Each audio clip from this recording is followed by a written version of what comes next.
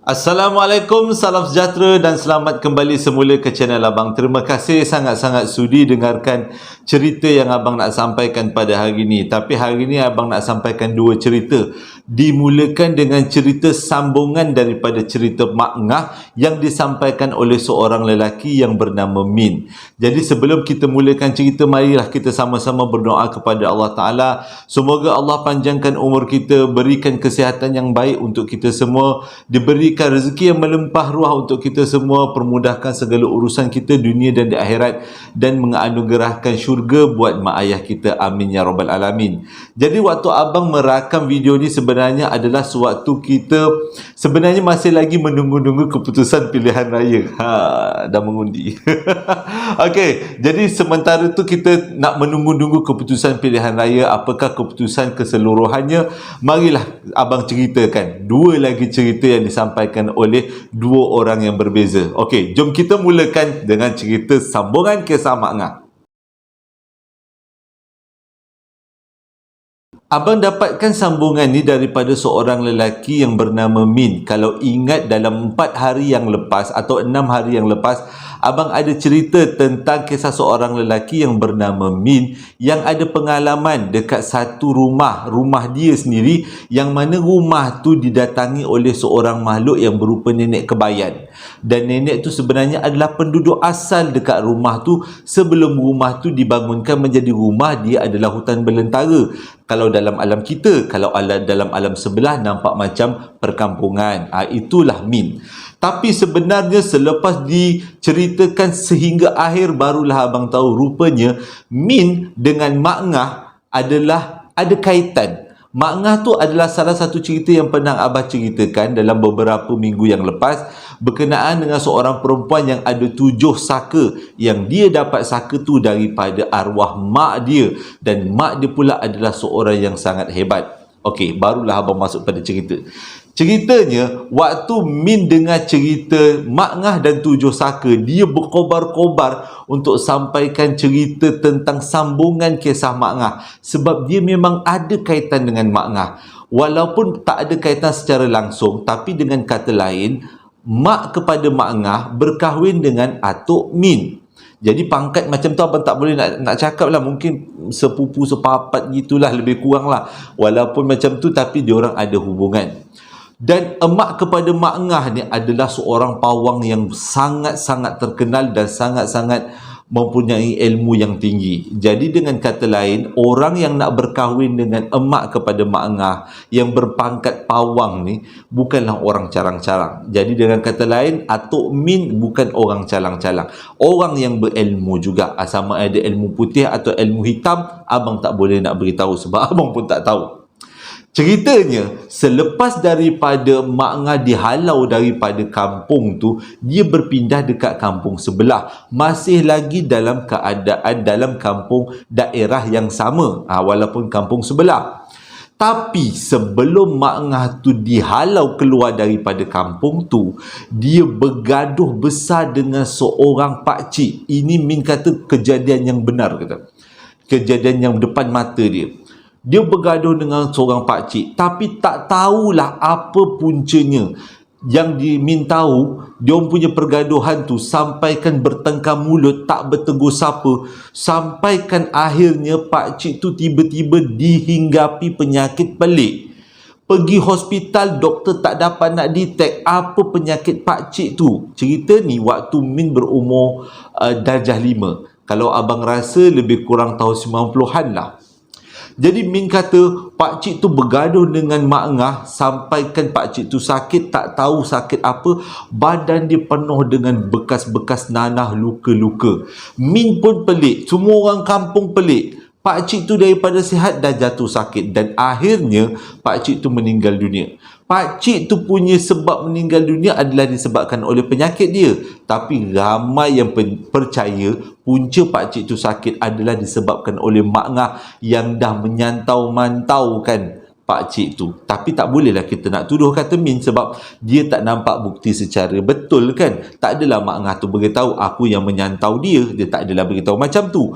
Tapi orang ialah bila-bila terkena penyakit misteri, kan, jadi semua orang anggap pakcik tu sakit berpunca daripada Mak Ngah. Baru nak masuk cerita. Ceritanya, pada malam pakcik tu dikebumikan, malam pertama pakcik tu dikebumikan, diorang keluarga ni menjadi kebiasaan orang kampung, buatlah kenduri arwah. Jadi satu kampung dijemput untuk menghadiri, membacakan tahlil dan juga zikir-zikir, supaya tahlil zikir-zikir tu boleh dikirimkan kepada arwah di alam sana. Selepas habislah majlis-majlis tu, boleh dikatakan hampir seluruh kampung tu datang, membawa makanan, membawa duit, menyumbang. Dan habis-habis kenduri tu macam biasa, aktiviti mengemas. Selalunya aktiviti basuh pinggan dibuat dekat belakang rumah.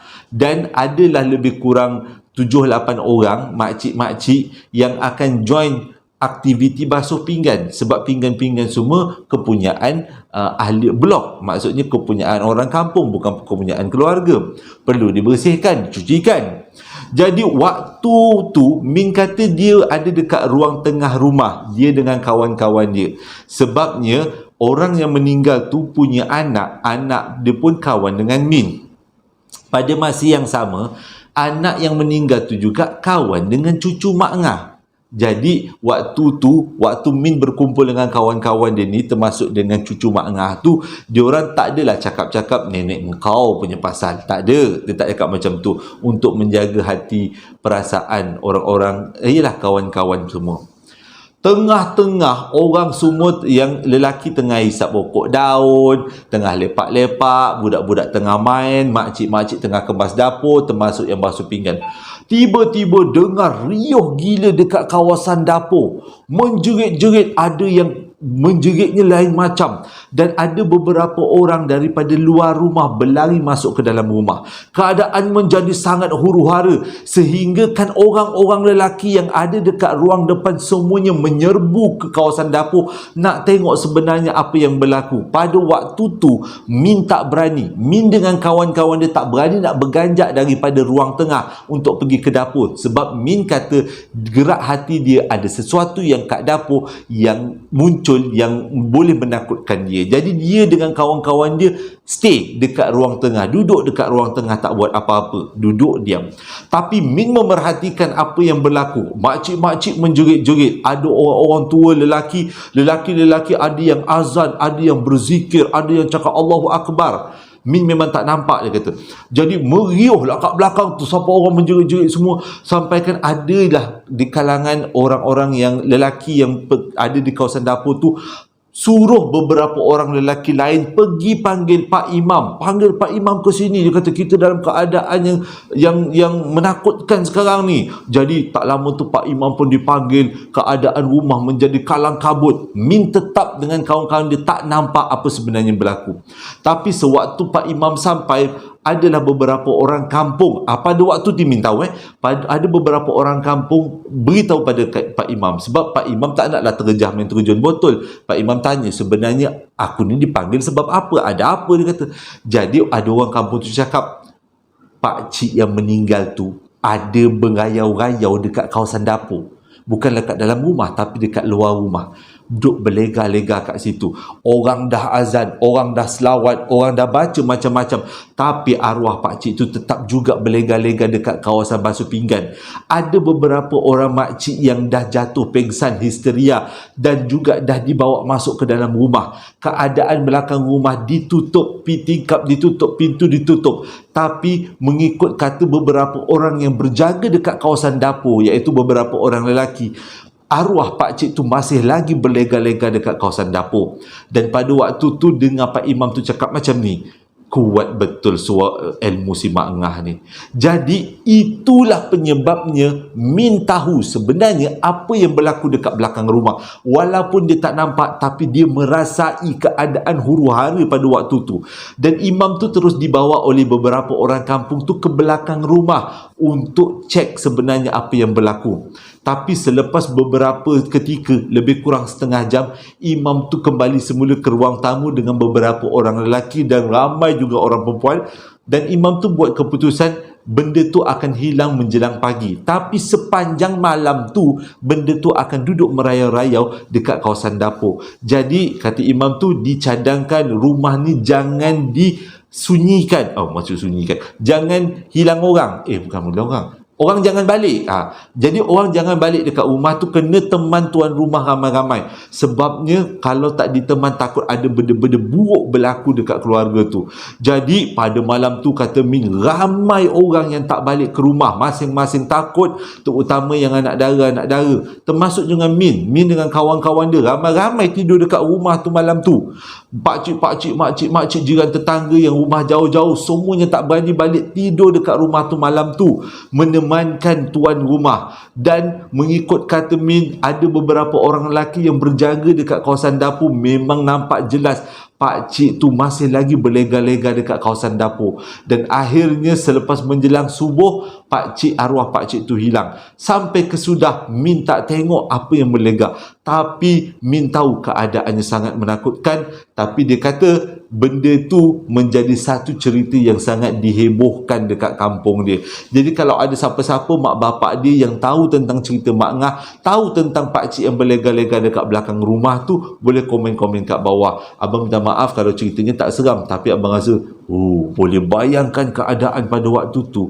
Kalau kita bayangkan orang yang baru meninggal tiba-tiba balik merayau kat kawasan dapur, walaupun dia tak masuk rumah, tapi itu dah cukup menyeramkan. Macam cerita tentang sambungan Mak Ngah. Maaflah kalau tak berapa nak seram, tapi bagi abang cukup seram walaupun tak nampak hantunya. Tapi kita boleh bayangkan keadaan tu. Kisah yang kedua ni disampaikan oleh seorang lelaki namanya Zarif, berlaku dekat Pulau Pinang pada tahun 2006. Kisahnya ni pun memang ada, abang suka kalau kisah-kisah platinum, iaitu kisah-kisah daripada tahun 1920-an, 30-an, 40-an, 50-an kan. Dan juga kisah-kisah yang ada plot twist. Dia punya ceritanya ada pelik-pelik sikit. Orang putih kata plot twist ni. Jadi ceritanya disampaikan waktu tu Zarif, abang dapatkan cerita melalui panggilan telefon lah. Jadi Zarif kata pada waktu tu 2006 dia baru lagi kahwin dengan bini dia. Jadi seronoklah, dia kata duduklah dekat rumah mak mentua, rumah mak bini dia ni. Sebabnya bini dia dah tak ada ayah, ada mak je. Jadi boleh kata lepas kahwin tu dia duduk dekat rumah mak mertua dia ni sebagai teman-teman lah. Sebab bini dia ni anak yang bawah-bawah, maksudnya ada abang akak dekat atas ni. Jadi dia kata lepas kahwin dia duduklah rumah mak mentuanya, tapi tak lama dia kata sebab dia tak selesa. Dia pun sementara-sementara tu cari-carilah rumah. Jumpalah, dia kata, sebab dekat Pulau Pinang ni bukan senang nak cari rumah sewa, rumah tanah, kebanyakannya rumah apartmen. Kalau rumah tanah ni memang agak mahal sikit sewanya. Tapi dia kata nak jadi cerita, dapatlah dia rumah apartmen dekat dia kalau bukan apartmen lah, dia lebih kurang macam flat lah dia kata, dekat kawasan Pulau Pinang. Tapi dia tak beritahu dekat abang dekat kawasan mana secara detail. Bila dia pindah dekat rumah tu, sewanya murah dia kata. Kalau selalunya tahun 2006 pada waktu tu sewa 400 tu boleh dikatakan sewa yang murah lah dia kata, sebab keadaan rumahnya elok, lepas tu rumahnya terjaga baik semuanya. 400-300 setengah macam tu. Jadi dia kata dia pindahlah dekat rumah tu. Cumanya bini dia ni sejak pindah masuk rumah tu, bini dia selalu komplain bila malam je terdengar orang sapu sampah dalam rumah, dengar orang berjalan dalam rumah. Bini dia walaupun bekerja sama-sama dengan Zarif pun bekerja juga, dia kata, tapi kejadiannya selalunya berlaku bila tengah malam. Bini dia akan kejut dia, bang, bangun, ada orang berjalan bang dalam rumah bang, kata. Tapi Zarif kata sepanjang malam sepanjang dia duduk rumah tu, dia tak pernah pula ada nampak bayangan ke, orang berjalan ke, orang bercakap-cakap dalam rumah ke. Tapi bini dia selalu komplain. Dia kata terutama, dia kata benda yang paling ketara adalah bunyi guli dan juga bunyi orang berjalan dalam rumah. Tapi itu adalah tanda-tanda ya, kalau rumah yang ada makhluk alam sebelah ni memang selalunya bunyi guli. Dan bunyi guli tu selalunya dibunyi tengah malam. Boleh pukul 1, pukul 2. Tapi walaupun bini dia banyak kali mengadu, memang Zarif tak pernah dengar, tak pernah pun terasa.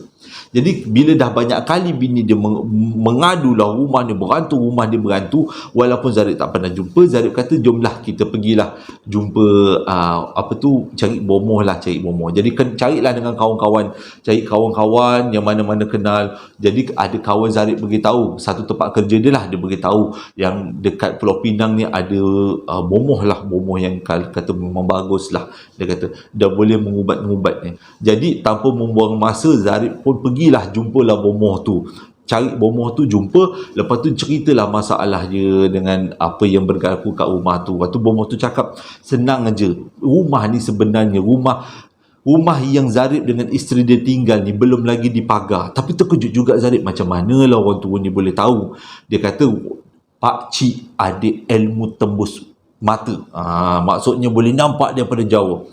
Tapi bila dengar macam tu, Zarib dah pelik. Ini bomoh ni biar betul ni, selalunya ayat-ayat Quran yang dikumandang-kumandangkan. Tapi bomoh ni bukan ayat Quran, dia ada masuk ayat Quran mentera-mentera sikit. Hati dah goyah dah pada waktu tu. Tapi bomoh tu cakap boleh dia ubatkan. Dia kata tak ada masalah. Lepas tu dia pun jampilah, bacalah mentera-mentera dekat dalam air botol. Lepas tu dalam satu bekas tu ada, dalam plastik tu ada beberapa jenis bunga. Jadi lepas dah habis tu, bomoh tu pesan ambil bunga ni, taburkan sekeliling rumah. Dia kata itu adalah salah satu bentuk pagar. Sebenarnya Zarib kata dia dah goyah dah waktu tu, dia dah goyang dah. Dia kata sebabnya selalu dia dengar orang kalau pagar rumah guna air, guna garam, kadang-kadang ada guna lada hitam, tapi ni guna bunga.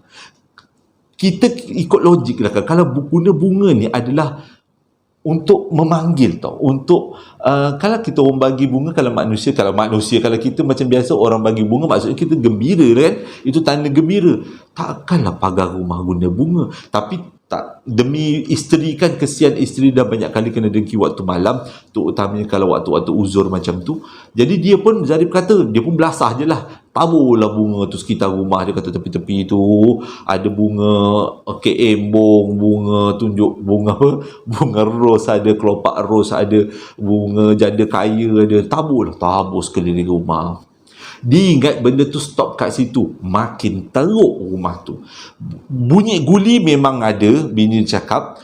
Bunyi orang berjalan memang bini dia dengar. Bunyi orang menyapu sampah memang dengar dekat dalam rumah tu. Bunyi orang berjalan, bukan bunyi sampah, macam bunyi plastik lah dia kata bini dia. Tapi kali ni bukan bini dia nampak, Zarib pun nampak. Tapi Zarib nampak lain. Zarib dia kata pada satu hari tu, satu malam tu, dia nak pergi kencing. Dia pun berjalanlah dekat dalam keadaan bilik yang tak berapa nak terang. Dia kata ada lampu tidur je.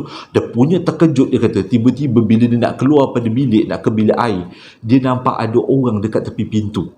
Dan orang tu seakan-akan bomoh tu, muka bomoh tu.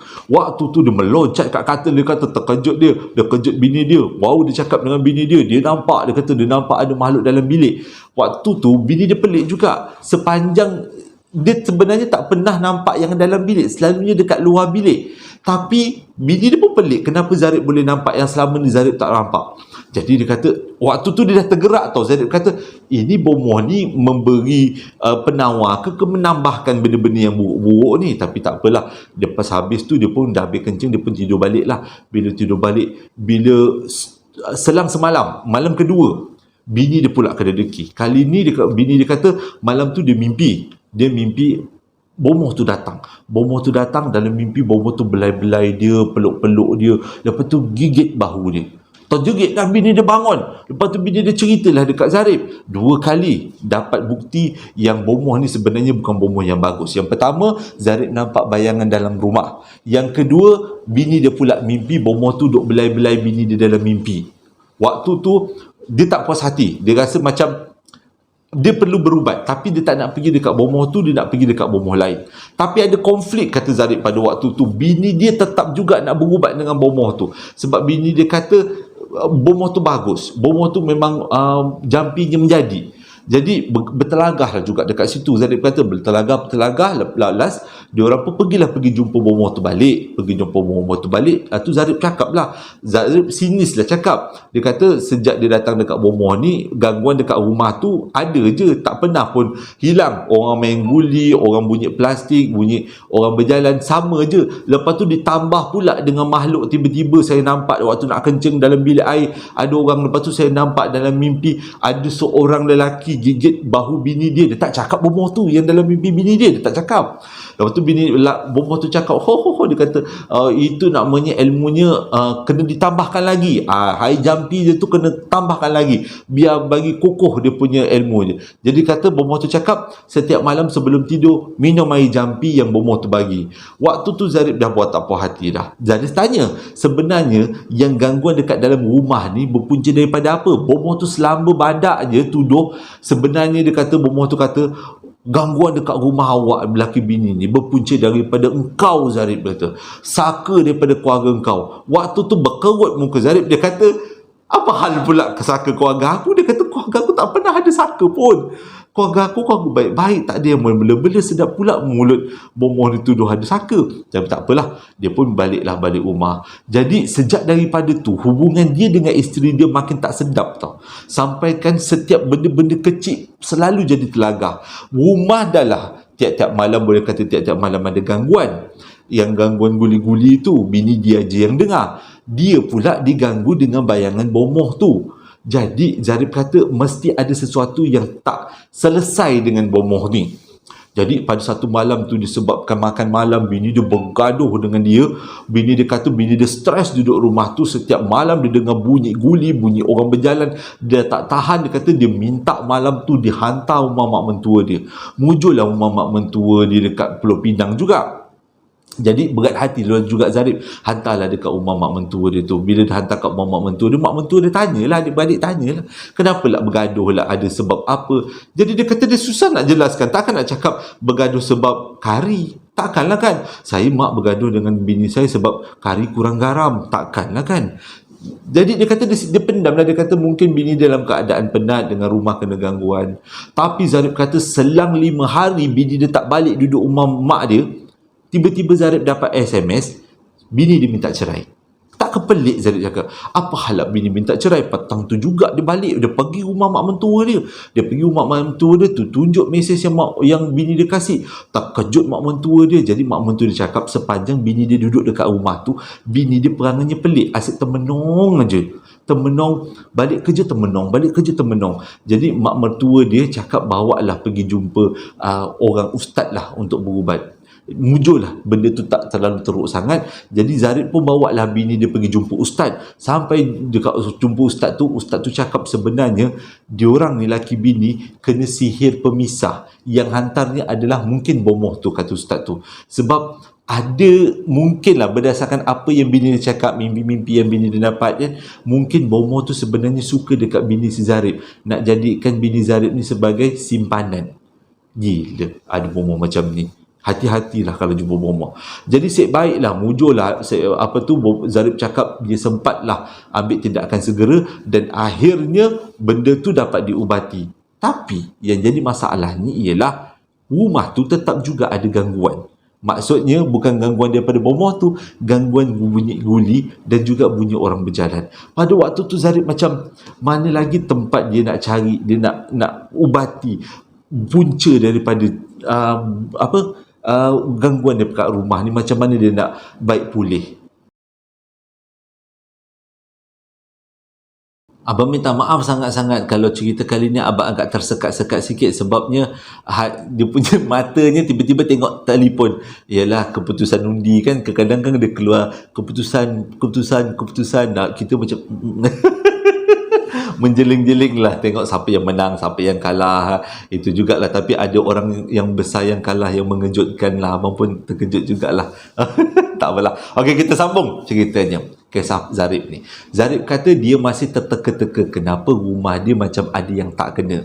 Dia cuba tanya dengan jiran-jiran, tapi dia cuba tanya dengan tuan rumah rumah tu dia punya tuan rumah. Tapi tuan rumah tu cakap rumah tu elok je, tak ada masalah pun. Dia kata tak ada masalah, tak ada peristiwa pelik-pelik, ada orang mati bersalin ke, tak ada. Dia kata rumah tu memang baik-baik aja. Tapi lepas tanya dengan jiran-jiran, akhirnya Zarib mendapat jawapan yang mungkin ada kaitan dengan rumah tu. Ada salah seorang makcik jiran dia duduk sebaris dengan rumah dia. Dia kata rumah tu dulu diduduki oleh sepasang suami isteri. Dia ada anak dia macam sakit lah, dia kata. Sebabnya anak dia ni tiap-tiap maghrib akan mulalah meracau-racau, meraung-raung.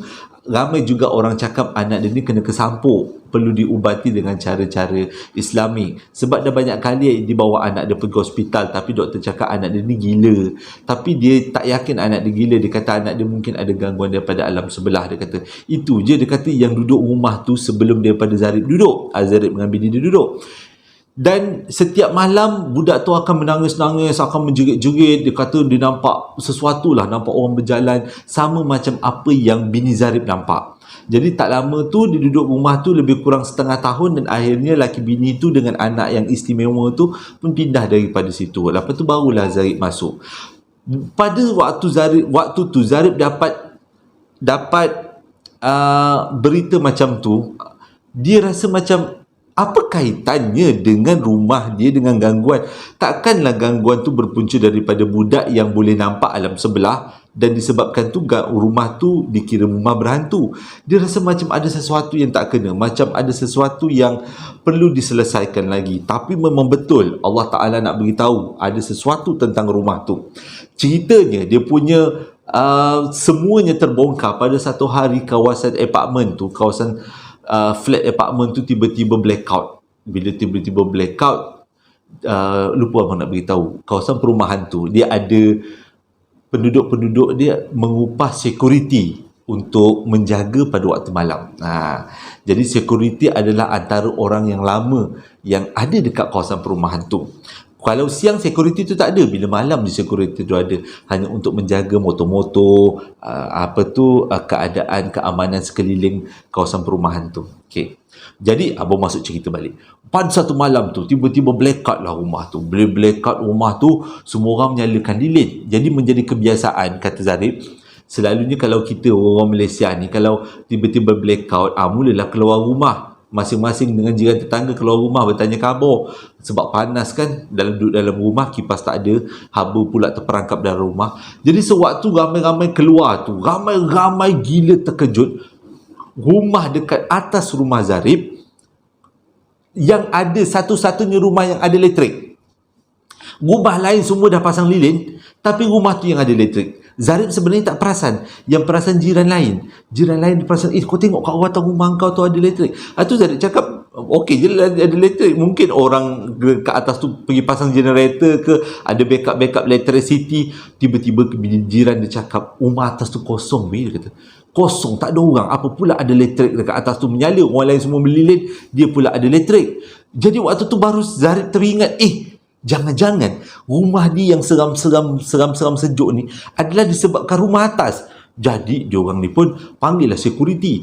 Panggil security, telefonlah security, suruh security datang. Sebab diorang tak berani nak cek. Takut-takut ke atas tu penjenayah ke apa kan. Hantu tu satu hal lah kan. Boleh pula sebut, baru pukul 12.49. Berani sikit lah nak sebut. Okey.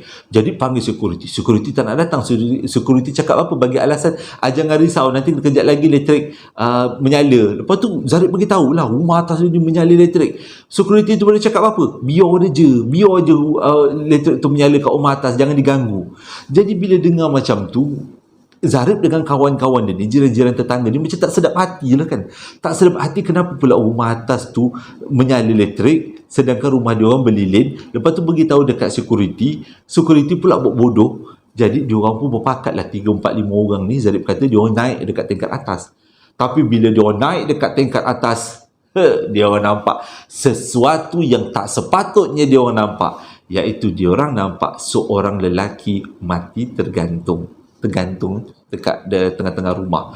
Waktu tu dengan pintu rumah tu terkunci, dia orang nampak daripada tingkap lelaki tergantung, masing-masing hara turun ke tingkat 1. Dah tak pakai lift dah sebab ada elektrik kan, pakai tangga. Jadi ramai-ramai pergi ke bawah, pergi ke security. Sebab minta security ambil tindakan. Dan ada juga yang daripada kawan-kawan dia buat report polis. Tapi bila dia orang tengah buat report polis, security cakap tak payah buat report, tak payah buat report, kami boleh handle. Jadi mungkin orang daripada Bangladesh lah rasanya. Dia kata kami boleh handle. Dia tu dia security tu dengan beberapa orang security pun pergilah naik ke atas rumah tu. Bila dia naik ke atas rumah tu, dia bawa kunci tau, macam kunci pendua. Jadi Zarif dengan kawan-kawan dia ni ikut kecoh waktu tu lah. Kecoh, tak adalah kecoh sangat, ada beberapa orang yang tahu tentang ni. Jadi dia orang pun naiklah dekat tingkat atas. Bila naik kat tingkat atas, security tu dengan selama badak je buka pintu rumah tu. Bila pintu rumah tu terbuka, dia orang semua terkejut. Mayat yang tergantung tadi dah tak ada. Dan security pun buat tak macam mana, dia tutup elektrik tu. Memang tutup elektrik. Dia lepas tu dia pun tutup kunci balik ke bawah ni. Semua orang macam blur. Apa hal pula rumah tu ada elektrik satu-satunya, rumah lain dia orang semua blackout, dan mana perginya mayat? Dan kenapa security tu selama badak gembira-gembira je macam tu? Maksudnya tak ada rasa takut. Lepas tu security tu bagi tahu sesuatu yang Zarif sendiri terkejut. Rupanya sewaktu pembinaan rumah tu, dekat rumah atas tu, rumah yang menyala tu memang sebenarnya dah lama kosong. Tak pernah pun ada orang. Rupanya jiran-jiran Zarif yang ada pada duduk dekat kawasan tu semuanya jiran-jiran yang kurang daripada 5 tahun. Maksudnya jiran-jiran yang baru duduk lah. Jadi security lah antara orang yang paling lama yang tahu tentang sejarah bangunan tu. Rupanya tingkat atas tu, waktu bangunan tu dibina, ada seorang pekerja asing yang bekerja bina rumah kat situ, gantung diri dekat kawasan rumah atas tu, atas rumah Zarif. Dan sejak daripada dia gantung diri tu, rumah Zarif dan ada beberapa rumah yang dekat-dekat tu mengalami gangguan-gangguan yang pelik, misteri.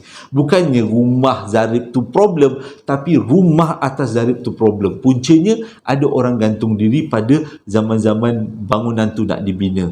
Jadi terjawablah semuanya kenapa rumah Zarif dalam keadaan yang seram setiap kali, setiap malam. Dan Zarif kata sejak daripada tu dia ambil keputusan untuk pindah rumah lain. Tapi Alhamdulillah dia kata dia dapat rumah tanah. Dia nyewa kat rumah tanah. Maksudnya rumah yang duduk dekat atas tanah.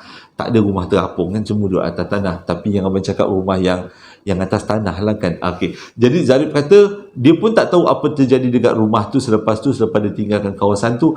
Tapi menjadi kenangan dia untuk lebih berhati-hati pilih rumah selepas tu.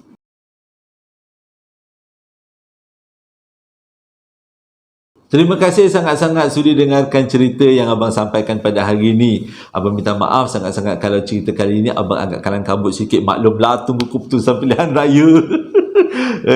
Cerita 4 tahun 5 tahun sekali, terpaksalah. Itu yang huru-hara sikit. Kalau ada siapa-siapa yang dengar bunyi handset abang bunyi klik-klik tu kan, itu maksudnya mesej masuk keputusan peperiksaan, keputusan pilihan raya.